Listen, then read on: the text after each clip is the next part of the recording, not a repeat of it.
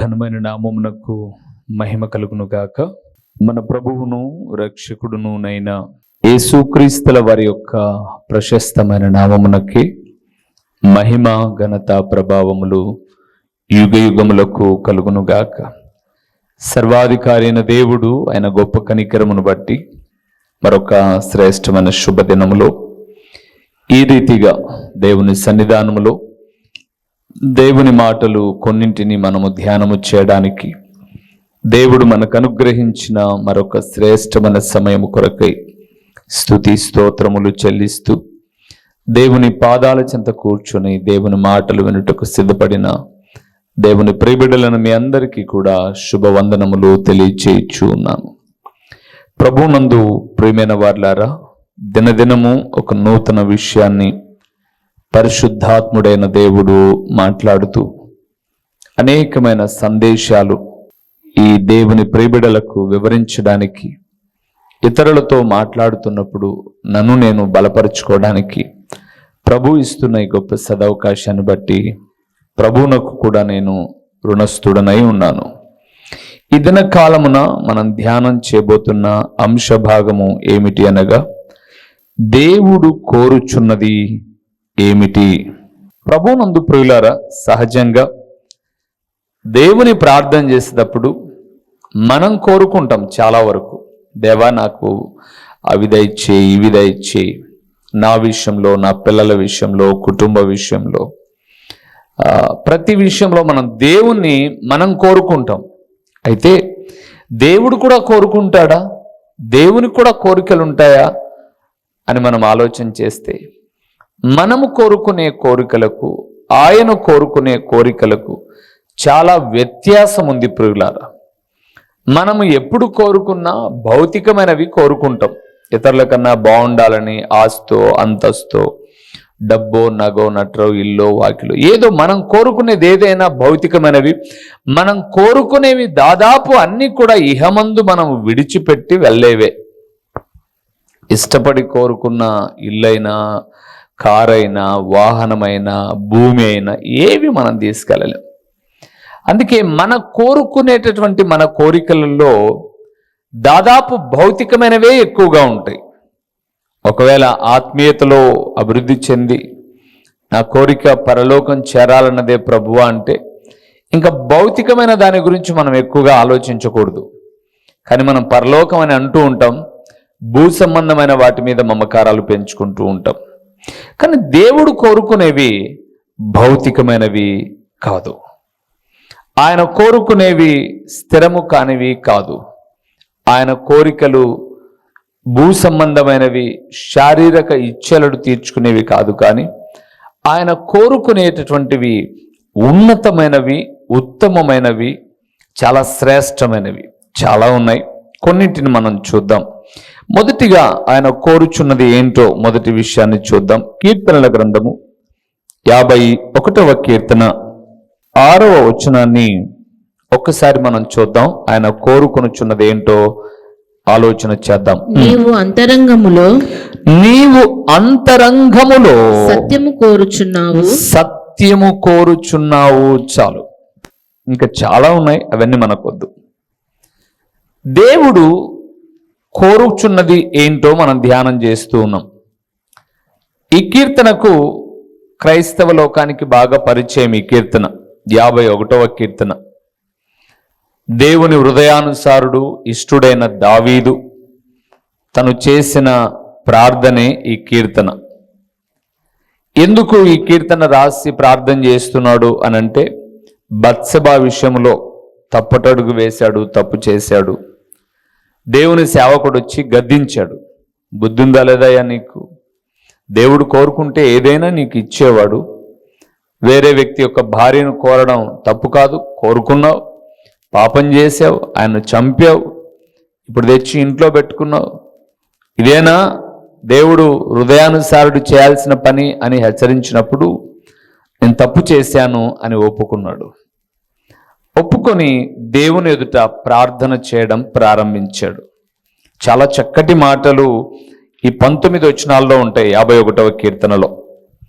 దేవా, నీ కృప చొప్పున నన్ను కరుణించు, నీ వాత్సల్య బాహుళ్యము చొప్పున నా అతిక్రమములు తుడిచివేయి, నా దోషం పోవునట్లు నన్ను బాగుగా కడుగు అని చెబుతూ 4వ వచనంలో అంటాడు, నీకు విరోధముగా నేను పాపము చేసి ఉన్నాను, నీ దృష్టి ఎదుట నేను చెడుతనము చేసి ఉన్నాను. ఆజ్ఞ ఇస్తే ఇచ్చే నువ్వు నీతిమంతుడవు, తీర్పు తీర్చే నువ్వు నిర్మలుడవు. నేనైతే పాపములో పుట్టిన వాడను, పాపములోనే నా తల్లి నన్ను గర్భమున ధరించెను అని చెబుతూ, దేవా, ఇలాంటి పాపములో పుట్టిన వ్యక్తిలో నుంచి నువ్వు కోరుకునేదేంటి అనంటే, నీవు అంతరంగములో ఏం కోరుతావు? సత్యము కోరుతావు.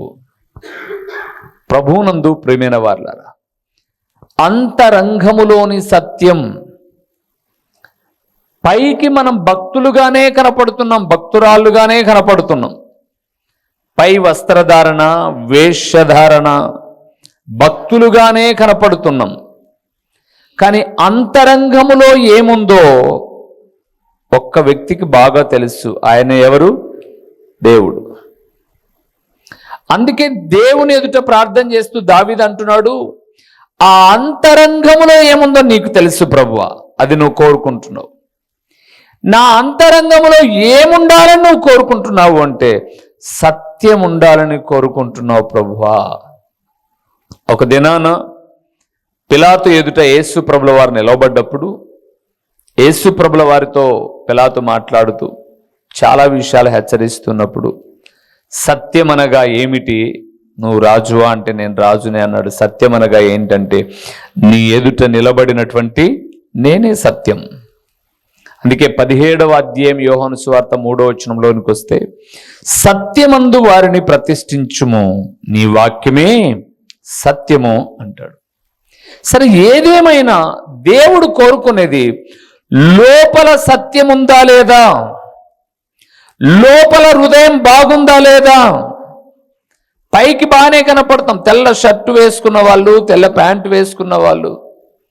కొన్ని చోట్ల మనం విమర్శ అని కాదు, కానీ అందరూ తెల్ల షర్ట్లే వేసుకొని, అందరూ తెల్ల చీరలే కట్టుకొని ఆ మందిరంలో దేవదూతలు ఉన్నట్టుగా ఉంటారు.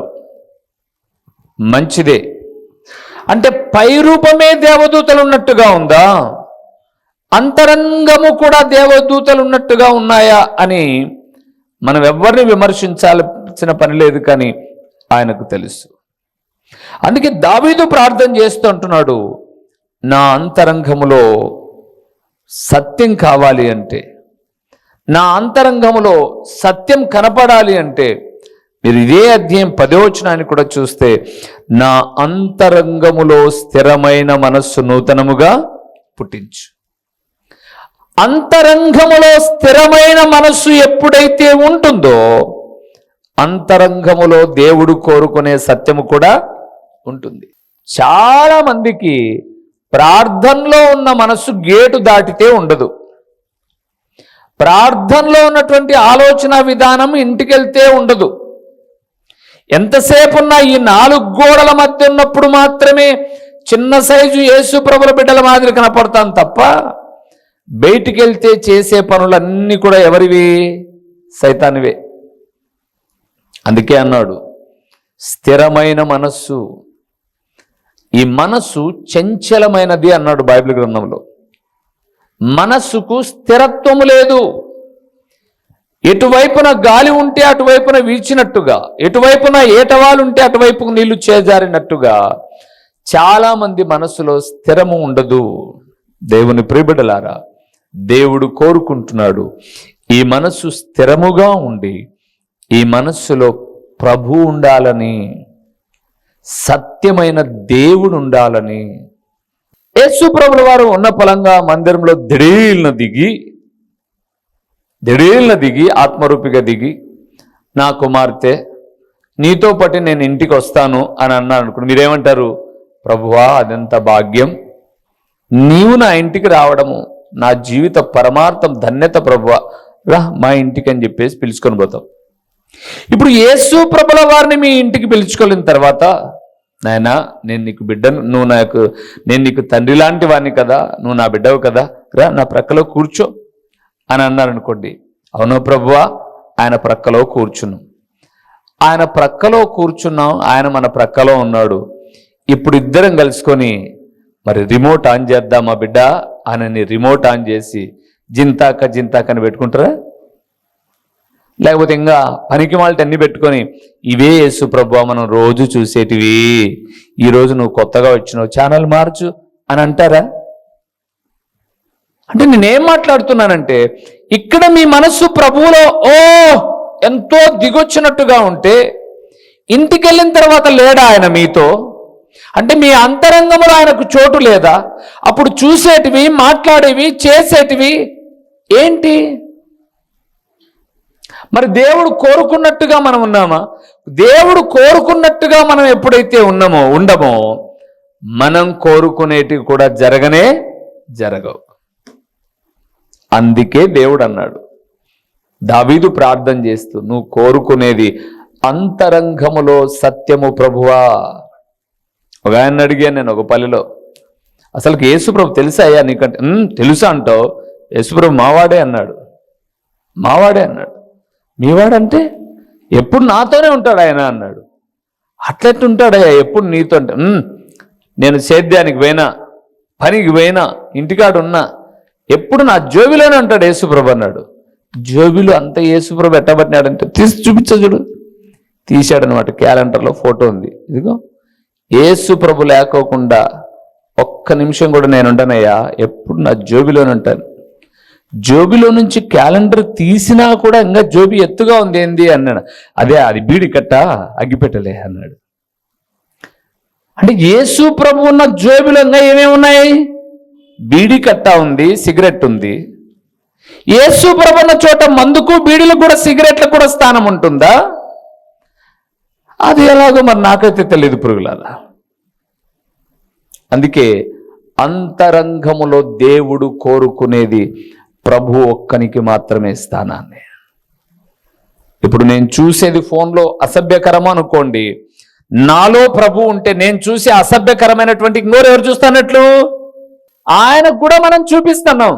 నీకు తెలియదేమో, నువ్వు లోపల ఉన్నావు కదా, నువ్వు కూడా ఒకసారి చూడు, ఇవన్నీ చూడు. పలాని హీరోయిన్ ఎంత బాగుందో, పలాని హీరో ఎంత బాగున్నాడో, పలాని ఆయన ఎంత బాగుందో, పలాని పాపం ఎంత బాగుందని చూస్తాడు ఆయన. బైబిల్ గ్రంథం సెలవిస్తుంది, దుష్టత్వమును చూడలేనంత నిష్కలంకమైన పవిత్రుడు ఆయన. అలాంటి పవిత్రుడు హృదయ అంతరంగాల్లో ఉండాలని కోరుకుంటున్నాడు.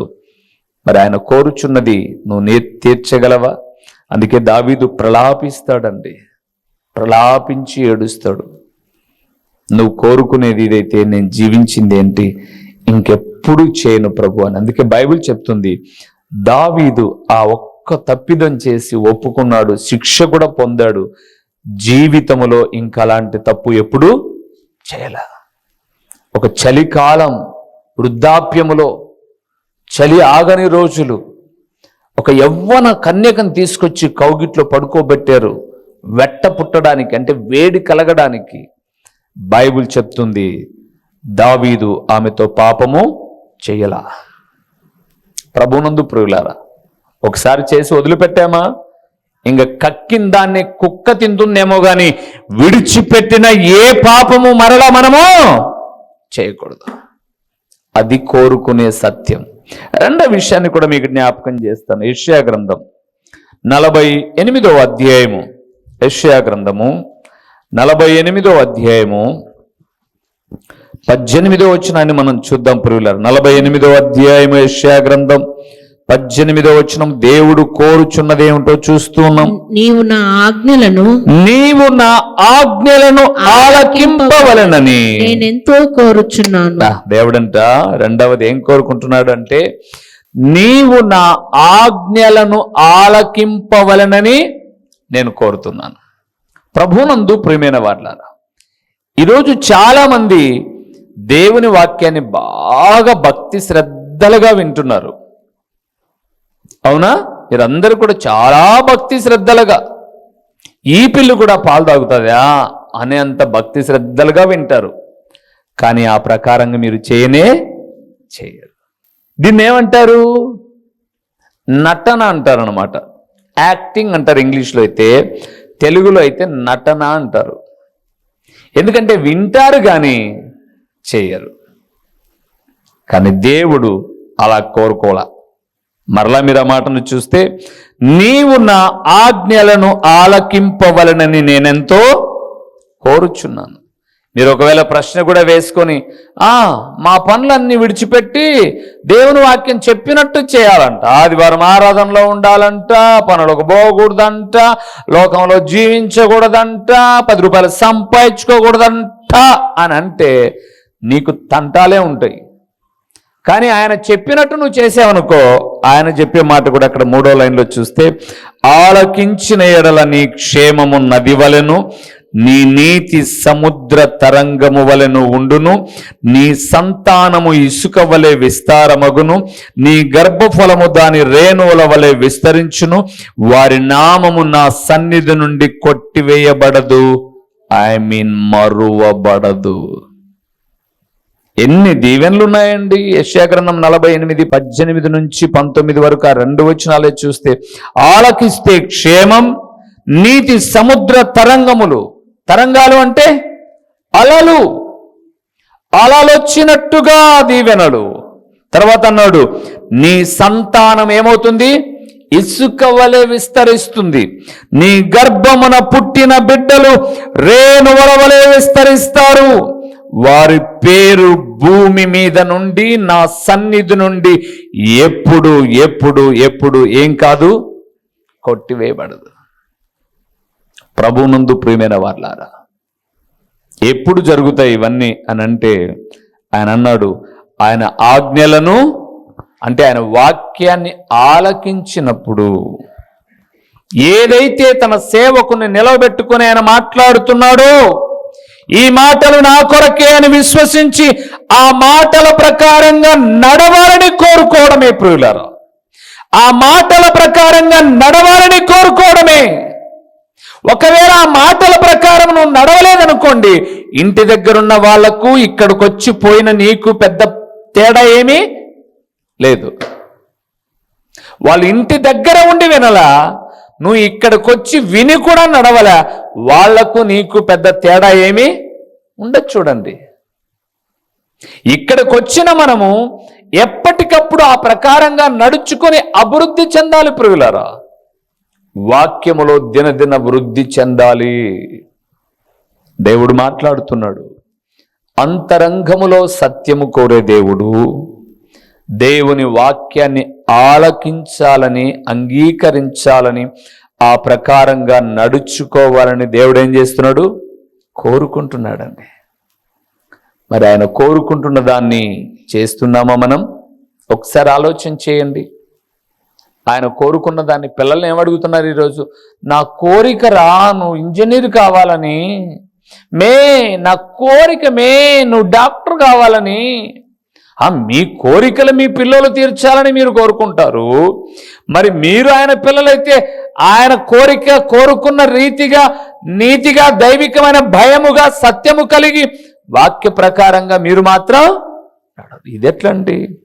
ఒక్కటి గుర్తుపెట్టుకోండి, దేవునికి నువ్వు బిడ్డవైతే, ఆయన బిడ్డగా జీవించుతున్న నీవు, ఆయన ఏమైతే నీ ఎడల ఒక మంచి ఉద్దేశంతో కోరుకున్నాడో అది నువ్వు జరిగించకపోతే, నీ బిడ్డలు కూడా నువ్వు కోరుకున్నది జరిగించరు.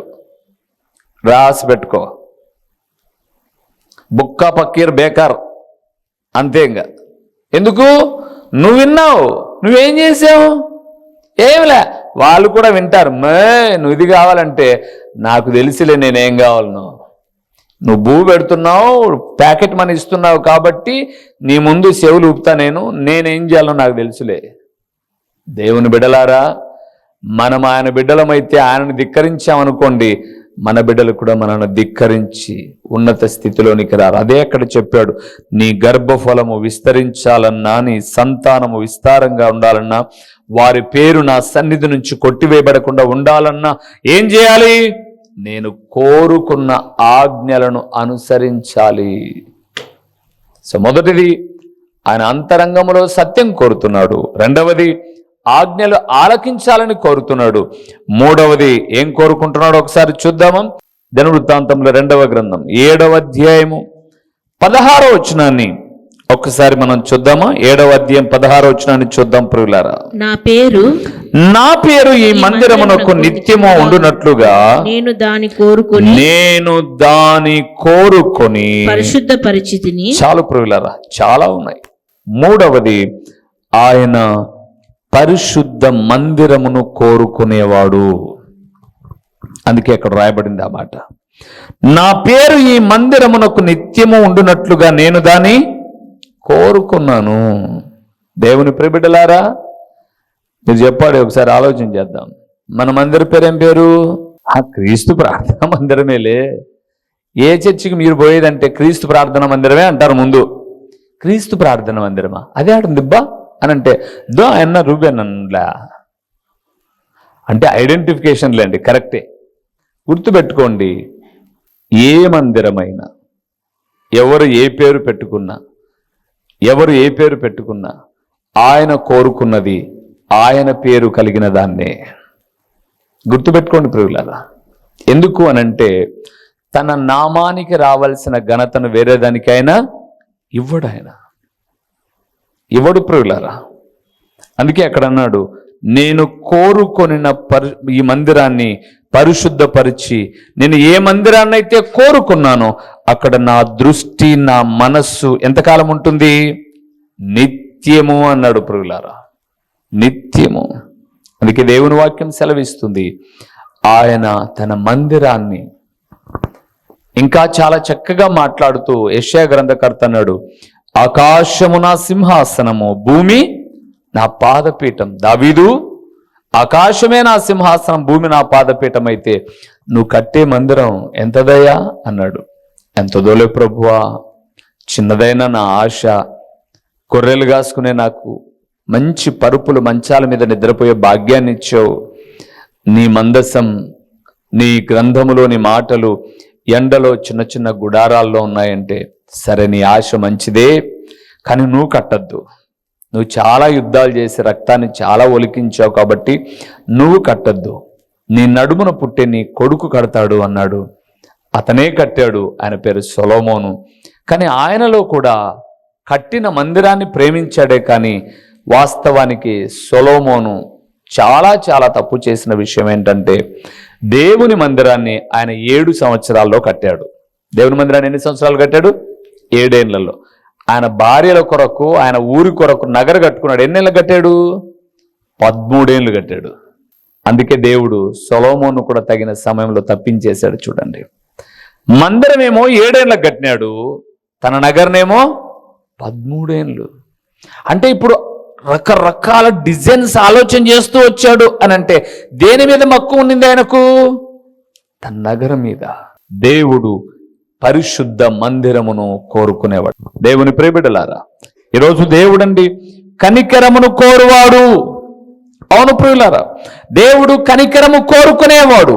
ఈరోజు ఈ వాక్యం వింటున్న దేవుని కుమారుడా, కుమార్తె, కనికరాన్ని మనము కోరుకునే వ్యక్తులముగా, అంటే ఎదుటి వ్యక్తుల ఎడల కరుణ చూపే వ్యక్తులముగా, కనికరాన్ని చూపే వ్యక్తులముగా, వారి ఎడల దయ చూపే వ్యక్తులముగా, వారి మీద దయ తలచే వ్యక్తులముగా, ఇదిగో నశించిపోతున్న వారి ఎడల కనికరము కలిగిన వ్యక్తులుగా మనం ఉన్నప్పుడు దేవుడు మనము కోరుకున్న దానిని బట్టి తన హృదయములో ఆనందించేవాడుగా ఉన్నాడు. ఆయన కోరుకున్న కోరికను బట్టి.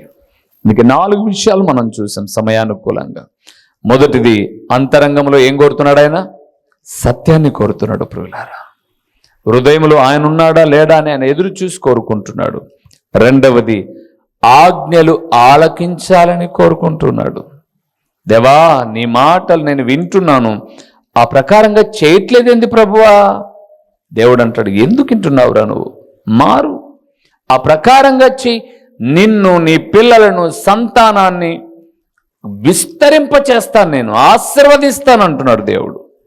మనం అనుసరిస్తే, మనం అనుసరించిన తదుపరి మన తర్వాత ఎవరు అనుసరిస్తారు? మన పిల్లలు. మనమే అనుసరించలేదనుకుందాం, మనమే ఇక్కడ ప్రార్థన భక్తి జీవితం బాగా చేసి మనం మళ్ళీ పాపం చేస్తున్నాం అనుకోండి, ఆ అలవాటు ఎవరు నేర్చుకుంటారు?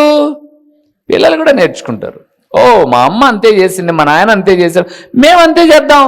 అందుకే వెనకమ్మడితే అలాగే పాపం వెంటాడుతూ వస్తుంది. అందుకే దేవుడు అన్నాడు ఆజ్ఞలు ఆలకించాలని. మూడవదిగా కనికరము కోరుచున్నాను. నాలుగవదిగా పరిశుద్ధ మందిరాన్ని నేను కోరుచున్నాను. పరిశుద్ధ మందిరాన్ని కోరాలి. 4వది కనికరమును కోరాలి. ఎప్పుడైతే ఆయన కోరుకున్నవి మనము చేశామో, మనము కోరినది అనుగ్రహించి మెండైన దీవెనలతో తృప్తిపరిచే దేవుడు. తలలు ఉంచుదాం, కళ్ళు మూసి ప్రార్థన చేస్తాం. దేవా, నీకు ఇంత మంచి కోరికలు, ఉన్నతమైన కోరికలు ఉన్నప్పుడు నీ బిడ్డనుగా, నీ కుమారుడుగా, నీ కుమార్తెగా నువ్వు కోరుకున్న దాన్ని నెరవేర్చే బిడ్డగా నేనుంటాను ప్రభు అని ప్రభు ఎదుట శిరము ఉంచి ప్రార్థన చేసి ఇప్పుడైనా మార్పు చెందుదాం. ఈ క్షణము నుంచైనా ఆయన కోరుకున్నది చేద్దాం. దీవించబడదాం. ప్రేమాస్వరూపి, కరుణా సంపన్నుడా, మీ ఘనమైన నామమునకు స్తోత్రములు చెల్లిస్తూ ఉన్నామునైనా. నమ్మదగిన దేవా, స్తుతినొందదగిన పరిశుద్ధుడా, మీకు స్తోత్రములు తండ్రి. మీరు కోరుచున్నది ఏమిటో కొన్ని విషయాలు మేము ధ్యానం చేసినప్పుడు, మీరు కోరుకున్న ప్రకారముగా నీ బిడ్డలమైన మేము జీవిస్తున్నామో లేదో ఒక్కసారి మమ్మల్ని మేము పరీక్షించుకుంటూ, ఇప్పటిదాకా ఈ క్షణం వరకు అలాగ చేయలేకపోయామేమో, ఇప్పటి నుంచే నా ప్రకారముగా చేస్తూ మీ కోరుకున్న ప్రకారముగా మా ఆత్మీయ జీవితము చక్కగా నడిచి మీ నిత్యత్వాన్ని స్వతంత్రించుకోవడానికి సహాయము చేయండి. ఓ తండ్రి, ప్రకటించబడిన ఈ పరలోకపు సంగతులు వ్యర్థముగా పోకుండా సారవంతమైన నేలను పడిన విత్తనము వలె 30దంతలుగా 60దంతలుగా 100ంతలుగా ఫలింపచేసి మీ ఘననామమునకు మహిమ, ఘనత, ప్రభావములు మీరు కలుగు చేసుకొనమని ఎంతైనా నమ్మదగిన దేవుడవని మీకు స్తుతులు చెల్లించుకుంటూ యేసు నామములో అడిగి పొందియున్నాము తండ్రి. ఆమేన్. ప్రభువైన యేసుక్రీస్తు పేరట దేవుని వాక్య వీక్షకులైన ఆత్మీయులైన మీ అందరికీ నిండు వందనములు తెలియచేయుచున్నానండి. ప్రభువునందు ప్రియులారా, దేవుని మహాకృపను బట్టి ఈ ప్రార్థనా ఛానల్ ద్వారా, యూట్యూబ్ ద్వారా 5 సంవత్సరాలు ఇప్పటిదాకా దేవుని మహాకృపను బట్టి 100 ప్రసంగములు మీకు అందించడానికి ప్రభు సహాయం చేశాడు. ఈ సమయంలో ఒక ప్రాముఖ్యమైన ప్రకటన ఏంటి అనగా, మీరు ఎప్పుడైనా పులివెందుల ప్రాంతానికి, ప్రొద్దుటూరు ప్రాంతానికి వచ్చినా ఈ 2 చోట్ల ఉదయ సాయంకాలపు కూడికలు జరుగుతూ ఉన్నాయి. పులివెందుల ప్రాంతంలో అయితే ప్రతి ఆదివారం ఉదయం 9 గంటల నుంచి 11 వరకు ప్రతి ఆదివారము ప్రభు బల్లారాధన ఉంటుంది. ప్రొద్దుటూరులో కూడా ఉదయకాలము 9 గంటల నుంచి 11 గంటల వరకు ప్రభు బల్లారాధన. తిరిగి ప్రొద్దుటూరులో సాయంకాలం 6:30 గంటల నుంచి 8:30 వరకు సాయంకాలపు సువార్త కూడికలో దేవుని సేవకుడినైన నేను వచ్చి దేవుని వాక్యాన్ని ప్రకటిస్తాను. మీరు ఒకవేళ ఈ ప్రాంతానికి ఎప్పుడైనా వచ్చినా, లేదా మీరు ఈ ప్రొద్దుటూరు పులివెందుల ప్రాంత వాసులైతే దేవుని వాక్యము మాత్రమే ప్రకటిస్తున్న అమూల్యమైన సందేశాలను వినుట కొరకు మిమ్మల్ని ప్రేమతో ఆహ్వానిస్తున్నాను. ఎందుకు మీరు ప్రొద్దుటూరు పరిసర ప్రాంతాలలో ఉన్నవారైతే సాయంకాలపు సువార్త కూడికకు సూపర్ బజార్ రోడ్డులో ఉన్నటువంటి క్రీస్తు ప్రార్థనా గృహానికి మీరు రాకూడదు. మిమ్మల్ని ప్రేమతో ఆహ్వానిస్తూ ఉన్నాను. రండి ప్రియులారా, మీరు నేను కలిసి దేవుని నామాన్ని కనపరుద్దాం. ఒకవేళ పులివెందుల ప్రాంతంలో ఉన్నట్లయితే ఇక్కడికి రండి, ఆ ప్రొద్దుటూరు ప్రాంతంలో ఉన్నైతే అక్కడికి రండి. లేదా మీరు ఈ రెండిటికి మేము దూరంగా ఉన్నాము అనంటే ప్రతిరోజు యూట్యూబ్లో ఒక సందేశం ఉంటుంది, వీక్షించండి, ఆత్మీయమైన మేలులు పొందండి. ప్రభు పేరట మీ అందరికీ నిండు శుభాభివందనములు. మా చిరునామా దైవజనుడు బ్రదర్ ఓ రూబేన్ గారు, క్రీస్తు ప్రార్థనా మందిరం, డోర్ నెంబర్ 1-10-386, నగరిగుట్ట, పులివెందుల, కడప జిల్లా. మీ ప్రార్థనా అవసరాల కొరకై సెల్ నంబర్ 9989067409.